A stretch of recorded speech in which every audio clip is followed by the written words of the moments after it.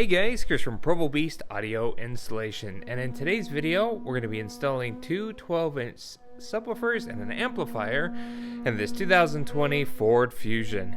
Now in this install we're going to show you how to run all the cabling and adapt it and integrate this to the existing factory radio. Let's get started.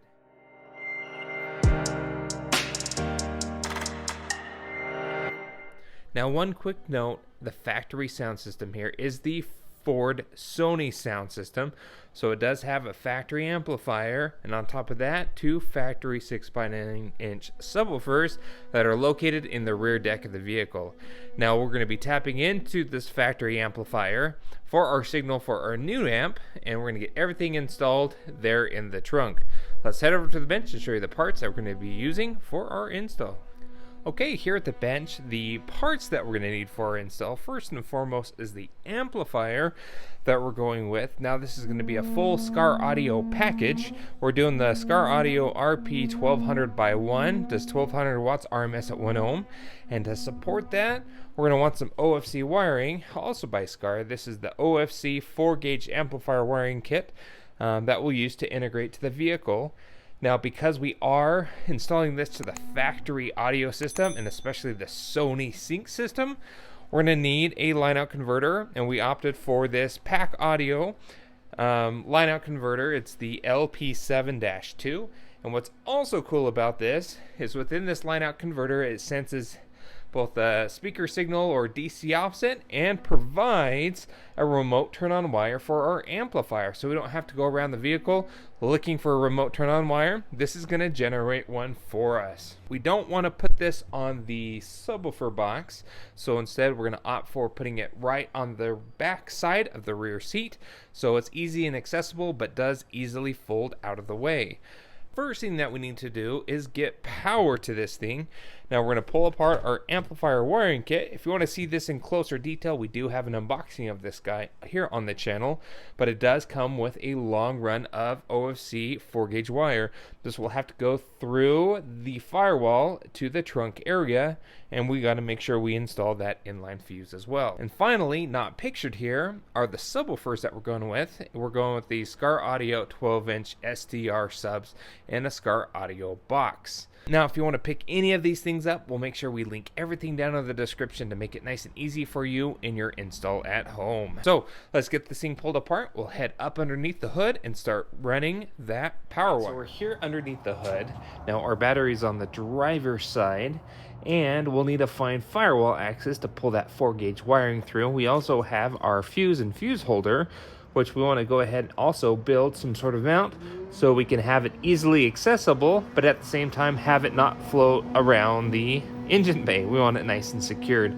So at this time, we need to go inside the hood. We're going to look for an existing grommet, and then we'll show you how we're going to fish that wire through that grommet into the engine bay. But we push this metal hanger through. We just recycled the clothing hanger. Made it nice and long, and we pierced a hole through that grommet and ran this through, being extremely careful of any of the factory wiring. And we pushed it through and it came out here. Let's show you from the inside up underneath the steering column where that goes through and how we're going to fish our power wire through using this hanger. And there is the other end of our metal hanger, and what we did is we taped our power wire to it, and we're going to lube this thing up like crazy with some soap and water to make it easily pass through that rubber grommet that we're going to show you where it'll pass through here in a moment. Now up underneath the steering column further up here is where the main loom actually passes on through. Right below it is, it's rather large, and we pushed our hanger and pierced the rubber, being extremely careful of the factory wiring, and we pushed that through till it popped through the other side. And that is the way that we're going to pass through. Again, lube everything up really well, some soap and water. We're going to go top side from the engine bay and pull this wire on through.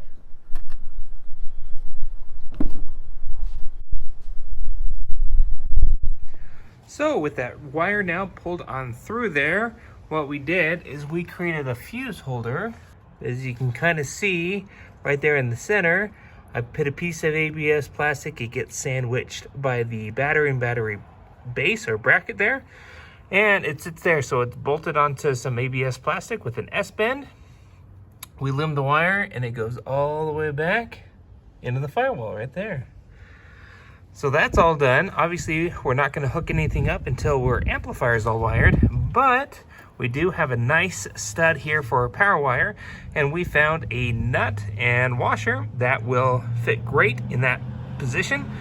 And when we're ready, we're going to go ahead and mount our power wire to that stud. Again, once everything has been connected at the amplifier, we can get it all hooked up here underneath the hood. So at this point, let's head inside the car and start running that power wire underneath the panels all the way to the trunk. Now it does look like our clips stayed there, but we can pop it out and put it back in before we reinstall this panel. Clip, clip, clip, clip.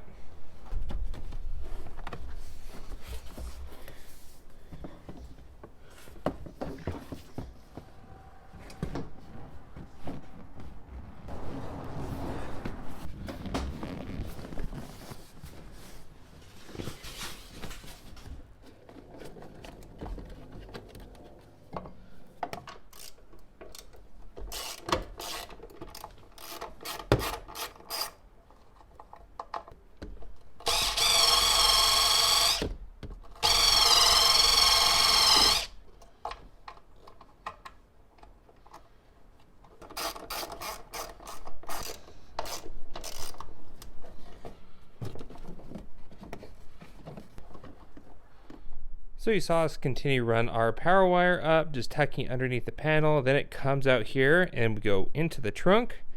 Additionally, right here is an unused big bolt through the main frame of the vehicle. So this is a great location. That's a little 10mm, which will fit. We cleaned it up, as you saw us, with a wire brush, and then we put our ground there. So we still got to zip tie and clean all our wiring up. That is our power and ground. Amplifier is all mounted, nice and sturdy. We'll zip tie our wire. We've got wire ferrules on our power and ground as they go into the amplifier. Got our heat shrink on. Power and ground is done for the amp. So next here, we need to focus on our line out converter so we can generate a remote turn on that's needed and our RCA outputs. So let's head over to the bench, show you how we're going to prep and wire that up. Let's go ahead and talk about this line out converter. Now this line out converter is cool because not only does it provide RCA outputs from factory speaker wire, but it also generates a remote turn on wire. And that's the big thing about this. It's a digital line out converter. So as soon as it senses audio or DC offset over the factory speaker wire, it has a circuitry inside that basically turns on an accessory output or remote turn on, which will trigger your amplifier to turn on with the factory system. So you don't have to tear apart the car looking for an accessory wire. You don't have to go to the fuse box. It's a really nice setup for the price. Now within this kit comes with this harness and the wires that we need to hook up here. So we have power and ground, and we're going to look for a constant 12 volt and ground in the trunk area.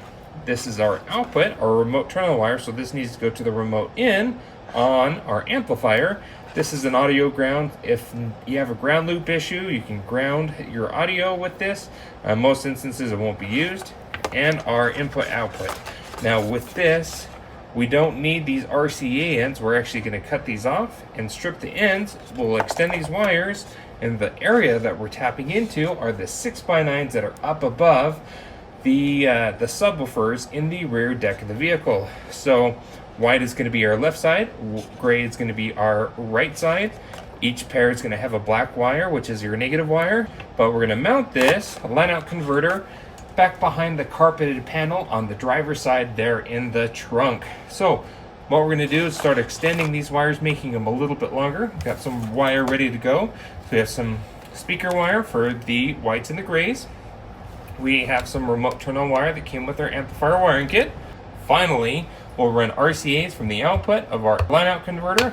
With those RCAs, it's about a 6-foot run, and we'll run that to the input of our... Okay, so we got our connections extended. Again, we grabbed speaker wire that came with our SCAR audio box, soldered on, use some heat shrink and cover those connections, and those will run up to those rear speakers in the deck.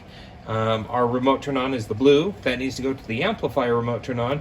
We also extended that with the remote turn on that came with our amplifier wiring kit. And power and ground, we actually don't need to extend this because we're going to show you we can keep these nice and short, and we're going to be tapping into factory constant and ground. We're going to go ahead and put a ring terminal on here. There's a factory ground where this is going to be installed, and we'll just splice and solder into a constant 12-volt source we found in the trunk. So this is just about done. We're going to loom this up just a hair more, and then we'll head over to the car to start getting this installed. All right, so we're in the trunk here. We went ahead and pulled this carpet just off to the side here. There's an anchor here, and one up there. With those out of the way, you can literally just move it out of the way to give you the space to make our connections. We actually mounted it right there. It's not going anywhere. Our yellow wire here goes down, and in this bundle there's a yellow with a red stripe. It's a constant 12-volt wire, which is perfect. It's what we needed. So we just stripped the shielding back. We didn't break the wire, but we soldered onto that, and then we can cover it in some electrical tape and relume that harness. Our ground, we put a ring terminal and went to the factory ground right there. So we got power and ground taken care of. Now our speaker wire, we loomed and went all the way up there, across the top. Now we need to still zip tie everything up and relume the harness, but we connected one end, our left side inputs, to our factory subwoofer. Positive is green and negative is gray. Same thing, stripped the wire back and soldered our wire onto the original copper, and then we'll relume that harness. Again, not breaking the original connection. Same thing over on the passenger side. Positive is purple, negative is yellow. Soldered onto those. And we need to put electrical tape and relume that harness. So that's all we need to do for our connections. And then what goes to the amplifier is our RCAs and our blue remote turn on wire. We zip tie it along, down along the factory loom, and that'll go to the amplifier that's on the back of the seat. So that's it. Connection 1, power. Connection 2, ground. Connection 3, speaker 1. Connection 4, the other speaker. And at this point, let's clean up our wiring and start reassembling the trunk. All right, so with the amplifier, positive and negative all done and hooked up, same with our line out converter, we went ahead and put the positive on the battery, then we'll put the cover over it. We did that while the negative was off so we can make that connection safely. But at this point, our positive is done, our fuse is in, and we can put our rubber boot back on over and shut the hood. All right, so we got our amplifier all buttoned up. Speaker wire goes off to the subs there. Positive, negative, remote turn on wire from the line out converter. Everything's been zip tied, and I even put some anchors in. Same thing, we got our base stop wire and our RCAs, those are done as well. And so at this point, we just need to get our subs in, and we're just about done. Got our trunk all reassembled, everything cleaned up, got the floor back in. Let's get this up. Everything else is cleaned up on this side, and the nice thing is this will fold out of the way. It all sounds great, plenty of bass, so we're pushing about 1200 watts at 1 ohm. That's about it for this install. Now, if you have any questions on what we did here, go ahead and post a comment below. Thanks, guys, for watching. Be sure to hit the like button, and don't forget to subscribe. We post great content on the channel all the time, and we'll see you in the next video.